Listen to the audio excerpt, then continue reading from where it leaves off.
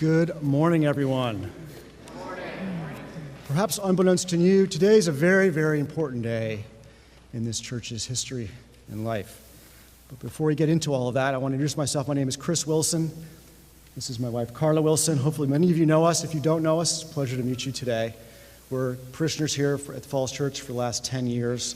We're pleased to have our children, Cece and Charlie, joining us at church every Sunday here at the 9 o'clock. And we're executive directors of what is known as the Steadfast campaign, the Steadfast initiative.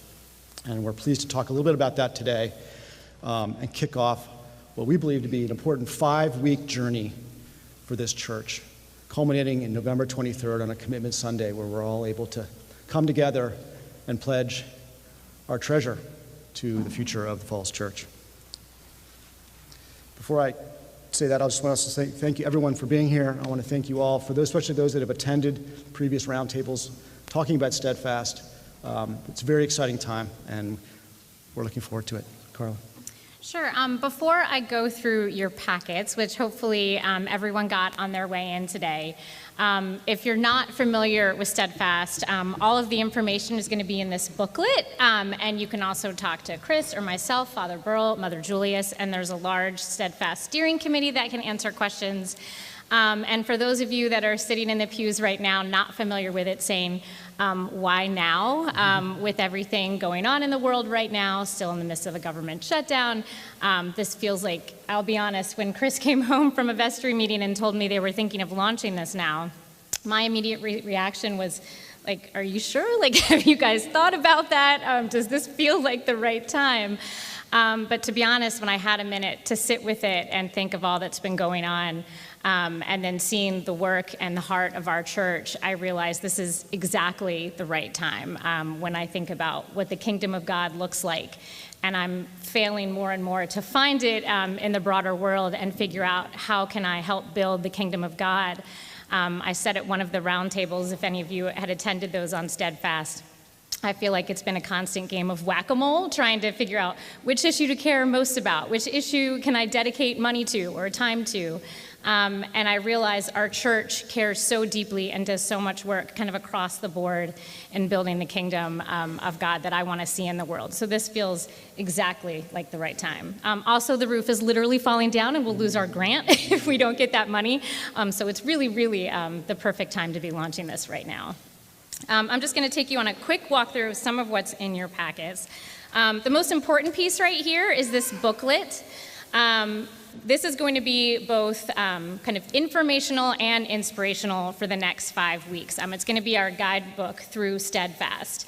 And for those of you that don't know, we're going to be having a sermon dedicated each week. And there's going to be, if you look in the back, there's sermon series going through each week. You'll hear what Father Burl is going to be talking about. There's questions in there to ruminate on, a place for notes.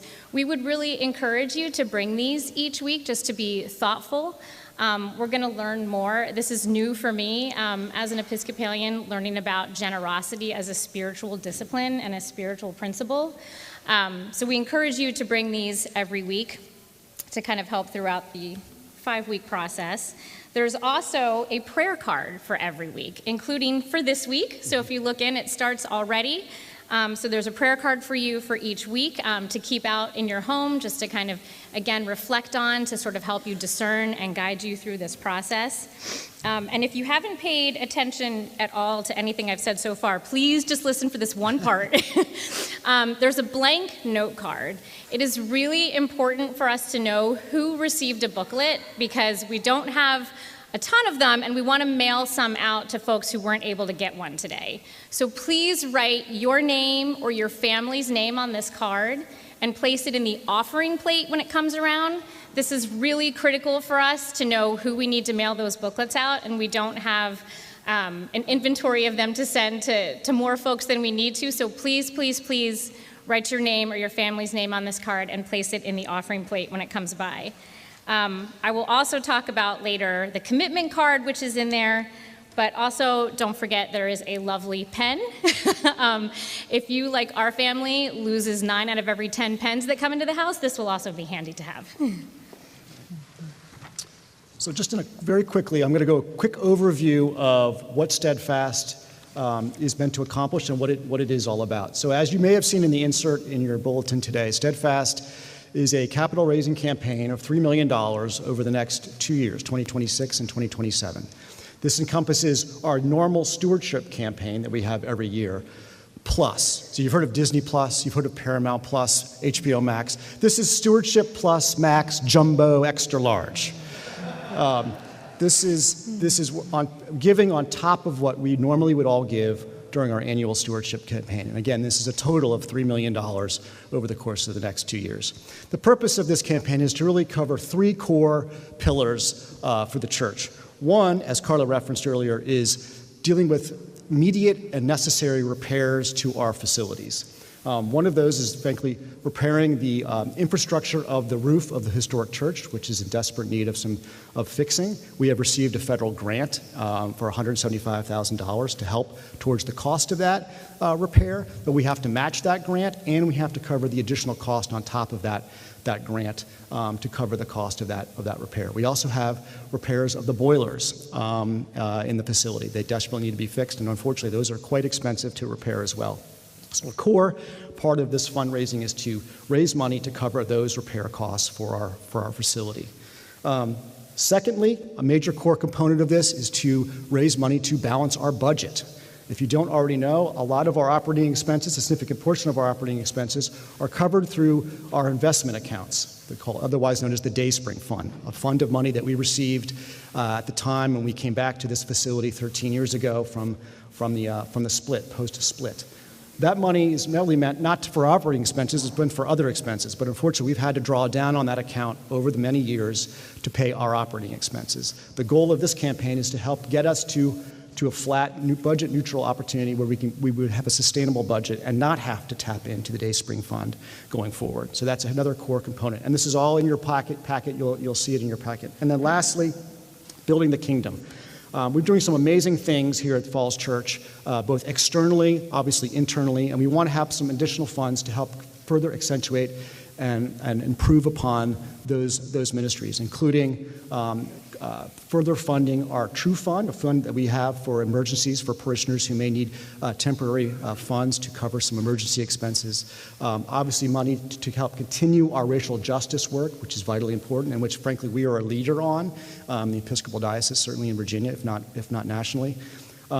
As well as additional money that we can use for external purposes to help build the Falls Church as a greater part of this community and bring people together and around Falls Church and its environs. So those are the 3 core pillars. Again, it goes much more detail into the booklet. I really implore you, looking at that booklet, it explains a lot.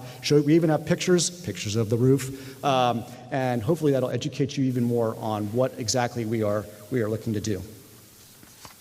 Sure, and just one quick note on that too. For those of you who might not have been coming to the church quite as long as we have, this roof has been an issue forever and ever, and we've kind of just been kicking the can down the road for years and years, which is all we really could have done. But it's really come to the time where we really do need to do something about it. And if we can't match that grant, we lose that grant. So it really is critical that we raise funds for that. The last thing I'm going to draw your attention to in the packet is the commitment card.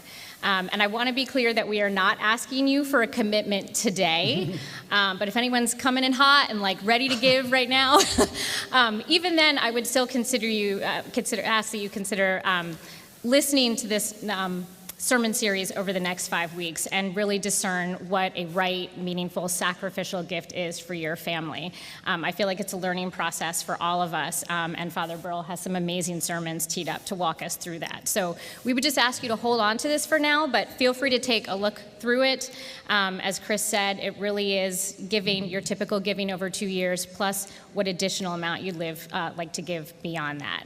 So we'll talk more about this in the coming weeks, but I just wanted to make sure you all held on to this throughout the next 5 weeks. So that's that for now. Just thank you very much for your time and attention to this. Really, truly a watershed moment, we think, for this church.